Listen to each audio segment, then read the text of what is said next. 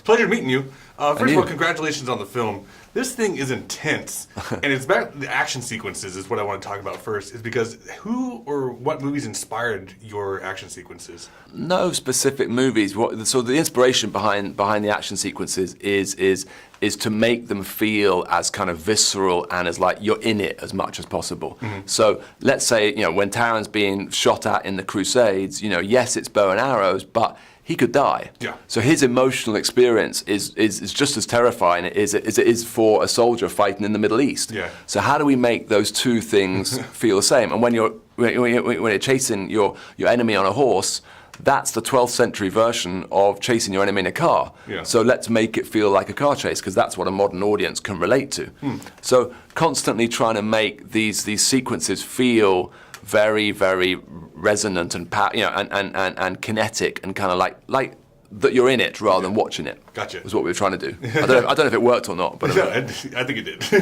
One of the things I also love are the costumes, and I'm curious who inspired that, or who came up with those ideas, because they're just gorgeous. Yeah, well, it's really great to hear you love that, because listen, the film is historically bananas. There's no historical, and the costumes are clearly bananas as well. That's no way that's what they wore in the 12th century. But that's not the point. This is not meant to be a history lesson. Yeah. This is not meant to be an historically accurate version of the movie. This is a modern take, on the tale, because and the Robin Hood story doesn't belong to any time anyway. Yeah. Yes, the Hollywood versions of the movie and the British versions of the movie tend to focus, but that story's been told for 600 years, so there is no definitive version. Yeah. So why not just pick it up and dump it in the 21st century and make our own kind of mashup of it? People are going to ask, do we need another Robin Hood, stuff like that? And I've seen it, last night, and there's definitely a difference. But can we get you to talk about why it's different?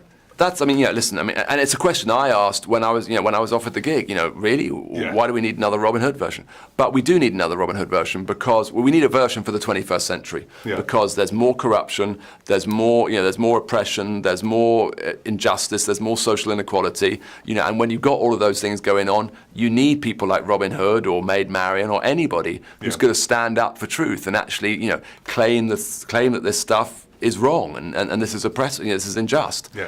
And so, I think we'll always, while we always have societies being run like that, we'll always need the Robin Hood story, and I think that's what resonates about this guy. He's the everyman. He's a hero. And we can all be that. If we stand up for what we believe in. Yeah, it's not a knock on Taron by any means, because I love him. But I read that you waited for him for a long time. Like that, I'm curious, what was it about him that you wanted to wait for?